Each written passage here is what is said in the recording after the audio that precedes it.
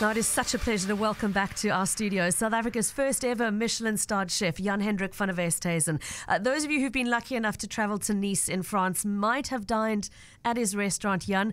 For most of us, we will only have dined by TV screen as we have soaked up his television series about his life and work and travels. And the good news is that the second helping is about to be served because Jan Series 2 launches on Monday the 3rd of February on VIA, which is channel 147 on the DSTV network. And there are a few other side dishes to be served up this year that we need to talk about as well. Jan, it's so lovely to have you with us again. Welcome back. Thank you, Pippa. It's lovely being here. And I know our listeners always have questions for you, so let me just remind you that the lines are open to you on 021 446 0567. If you've eaten at Jan and you want to share some reminiscences about the meal you had there, we'd also love those voice notes on 072 567 1567. You have had so much on your plate since we last talked. You were with me when Jan the Journal launched. Several editions now under your belt, four Yes, already. 4, exactly. A new TV series in the making, a new incubation space opened in Cape Town, a new restaurant coming later this year. It does sound quite a lot. Insane. No, it's Pippa, it's really manageable, and it's I am very kind to myself when it comes to how I kind of spend time where. Mm-hmm. I'm mostly based in France. That's the mothership back at Jan.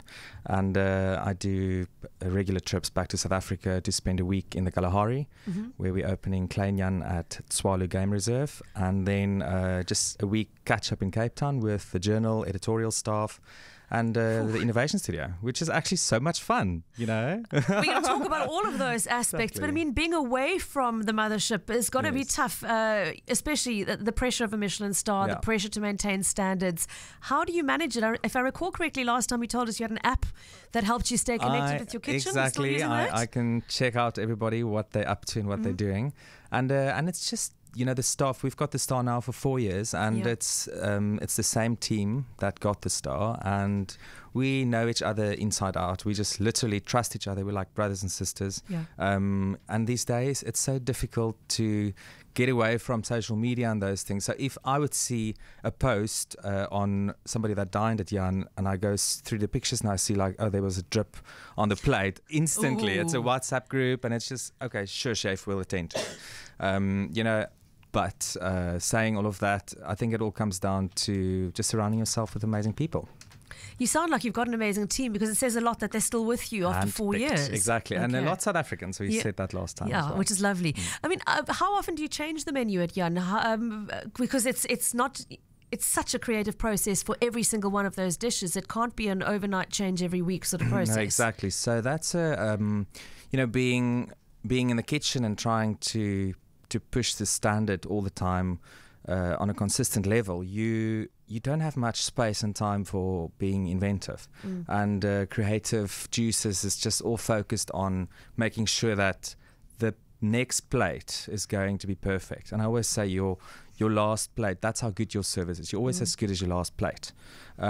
So that's why we opened the Jan Innovation Studio in Cape Town, which is headed by almost like a head chef, and she oversees the studio, the space. We've got 4 to 6 students that constantly invent and innovate. We've also got the biggest South African cookbook library in this space. It's in Kloof Street. And, we just go back into the archives. People donate old books, and we just make students push the limits with us further. And then that recipe gets packed up, photographed, documented, tested, and it gets sent to Jan. So we change the menu, I would say, every quarter. We never make huge changes. We would stick to what we know. Our classics, people come back for those. And that's why Klein Jan also popped up. It's a blank canvas, and it's just a new fun going out there. We'll talk a little bit more about Klein Jan, but just before we leave that innovation space, those students, I mean, what an opportunity for a culinary student to be part of this. Where do they come from? How do you pick them? What does it take to get into that kitchen? They get selected from cooking schools, cookery schools in South Africa. We kind of have a curriculum within the studio. So they would spend 1 or 2 hours per week doing media food journalism. They would do publishing, food writing, food photography, pretty much everything we do in Jan the Journal. These students assist with, they learn from the best in the industry. And this is just such a great way of within a course, we're giving another course. And then they go to France for 3 months to work at Jan, and then rotating back to the Kalahari. So it's really into research in the Kalahari. So it's a triangle of just spreading information. What an awesome opportunity. Now the Kalahari. Okay, so Klein Jan is due to open in November, if I'm not mistaken. Exactly. Just talk us through, because for those who are not familiar with how this came about and what the concept is, tell us more. Pippa, about 3 years ago, I met Jonathan and Nikki Oppenheimer, and they've been to the restaurant in France, and we really saw eye to eye, and it was this really long, beautiful process of getting to know each other, and from a friendship, we started talking to each other about opening something in South Africa. Okay. And it's always difficult to not exclude South Africans, because you've got these high exclusive lodges, and they're really expensive, and they 5-6 star service. So we decided we're going to open a restaurant, but it will be open for public as well. Okay. So real foodies will be able to come to Klein Jan, and that's what my grandmother used to call me. Okay. So I thought it was really appropriate. Yeah.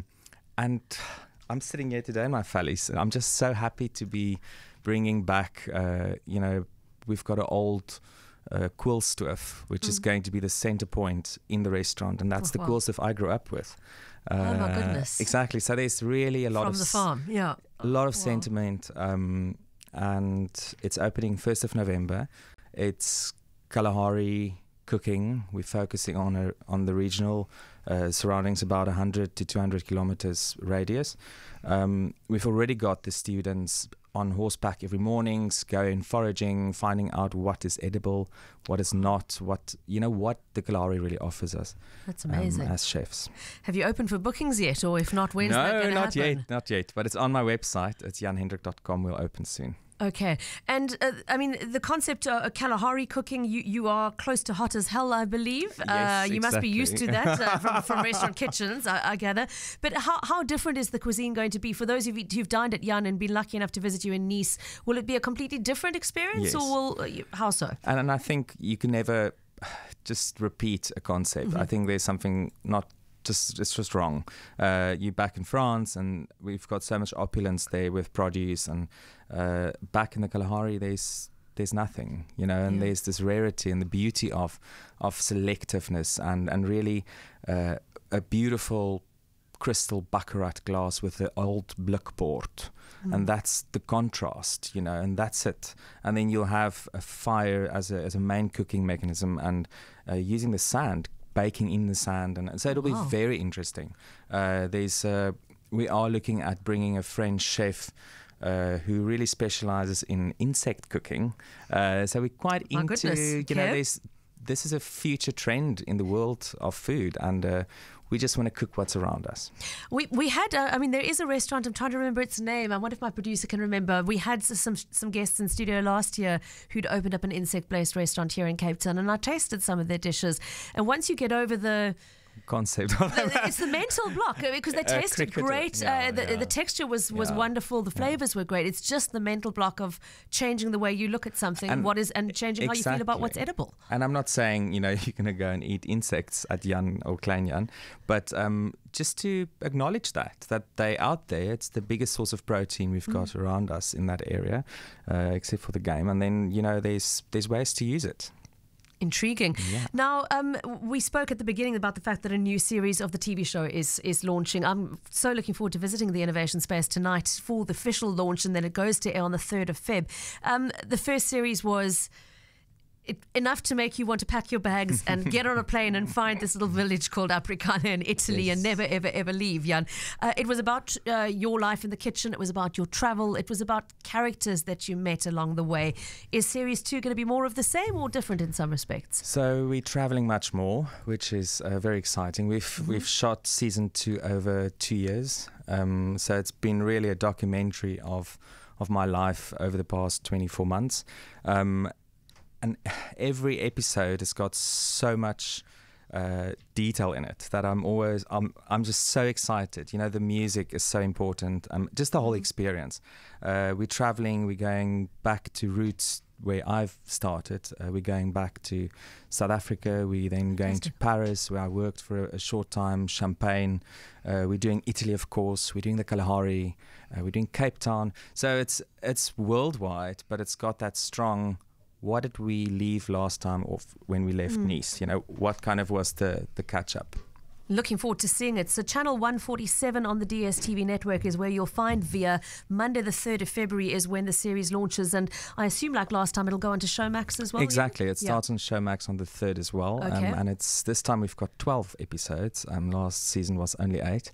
Okay. They're 50 minutes each. So yeah, if you just want to escape, pour yourself a glass of wine and switch on. And live vicariously. the glamour and the travel and nostalgia, etc. was wonderful, but of course you get to do that with your feet up, whereas you're in the kitchen at how many hours a day? I don't want to know. Actually, I do want to know how many hours. I mean, a typical shift at Jan in Nice, how long is it? We kind of restricted a little bit now, I believe, and I think that's why our team is so dedicated and focused, is we stopped doing lunch. So dinner only 5 days a week, and it's 28 covers. So you've got, in a way, I think life has changed and the way we work. You can't just put a chef or a student in a kitchen for 18 or 20 hours anymore.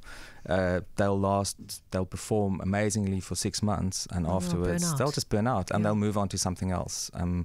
So we're really trying to. We've got yoga classes for the team. There's just a really open, really family atmosphere with everybody.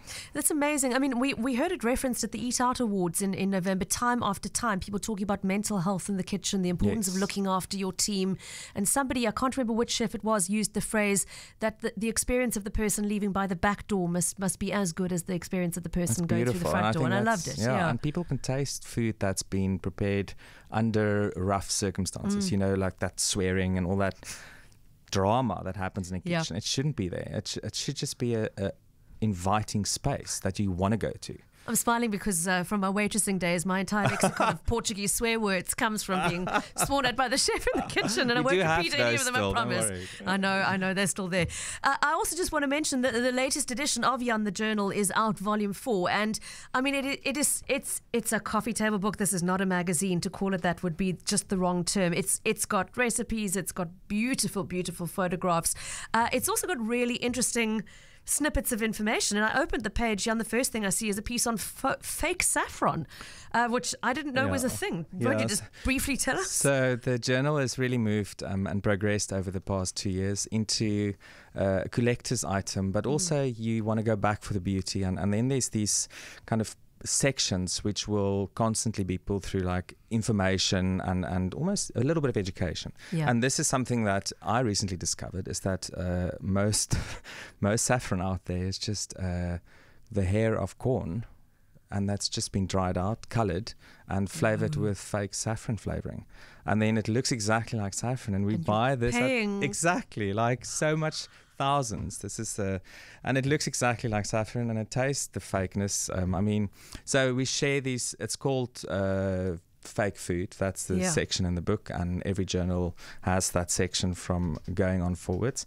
And then we throw in a lot of fun in the book as well. There's how to dine alone, like those tricks on what you should do. The food we're serving at Jan back in Nice, seasonal recipes, over 50 recipes currently in the journal. And they look absolutely gorgeous. Thank you. The cocktail section alone just makes me want to send all my New Year's resolutions out the window, because it is just so beautifully shot. So please, everybody, look for Jan the Journal Volume 4, which is still on sale. I think we've got time to squeeze in a couple of listener questions which have come in on the SMS line, if I may. Somebody's asking about your favorite kitchen gadget, or the one you regard as indispensable. It's definitely the Japanese mandolin. Okay. It's like you can do anything with it, and it just elevates your salads, your anything to the next level. It's those days of slicing a cucumber with a blunt knife. It's over. Just get yourself a Japanese mandolin. Okay, so Japanese mandolin, but what about your knives? What knives do you use? I'm not a big knife person. At all? No. I'm same with pens. I always borrow someone's pen, and I tend to. We use the term lightly, borrow. Okay. I'm really in that regard not a typical chef that polishes his knives at the end of the service, which rarely happens. In fact, I I do a lot with, I'm working with Wusthof. That's my, I'm kind of in love with that. And then I've got a few globals lying around. But yeah, it's moving between what works for me at this stage. Okay, interesting, very interesting. Somebody else asking what you do to unwind at the end of a shift in the kitchen. I make myself something at home, which is normally quite... not, I don't know, it's like naughty food, you know. I would, my latest thing is to order 4 McFlurries. You can't order one because they only deliver 4. Okay. And midnight after 1 o'clock, you'll get not expecting that 4 McFlurries coming in through the front door, and you freeze them. And as you just, it's like dirty little, you know, like having fun as well. We're not perfect. Chefs actually order McDonald's. Can you believe it? No, I know. So I lived with a pastry chef for a time, and in all the time she lived with me, the most she ever made was peanut butter toast. Because by the time she'd finished cooking for everyone else, the last thing on her mind was making something decent. I do a big bowl of lentils at the beginning of the week, and I just put that in the fridge in little buckies, and I just separate that throughout the week. And that's kind of a staple, just nice protein. Okay. I'm not going to go into advice for home cooks because we haven't got time, but I think we can squeeze in the one rather nostalgic question about when you do arrive home in South Africa. What's the thing you first crave to eat here when you get home? It used to be a braai, but I've been back lately quite a few times, and I've been braaied out a bit. So I'm a little bit more now going. We don't do spicy food back in France, and the French don't really like that. So I'm just obsessed with Indian or Cape Malayan, or I'm like just any curry or samosa or any of that sort. I'm just digging in that. Okay, so if somebody arrived on the doorstep at 87 Clove Street with a tray of samosas, you will be my hero. To the sanctuary. Okay, you heard it here. Jan Hendrik van Westhuizen, it's great to have you back in town, and looking forward to the new TV series. I loved the first one, looking forward to the next one.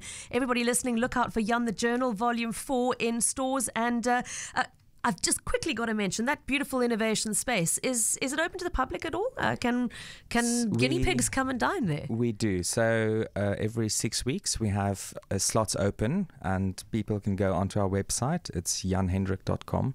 We open the bookings 6 months in advance, and it's myself cooking. It's not open if I'm not there. Okay. So it's kind of a 14 guest, really sit down together, one group. It's very popular for birthday parties and just celebrations. And we take you through 8 nostalgic South African courses. Sounds absolutely fabulous. I know what I'm doing for my birthday this year. I hope you'll be in town in July. Great to have you with us. Thanks so much for making time for us. Jan Hendrik van Westhuizen. And remember to look out for the new season of Jan, which starts airing, I should say, on Monday the 3rd of February on VIA, which is channel 147 on the DSTV network.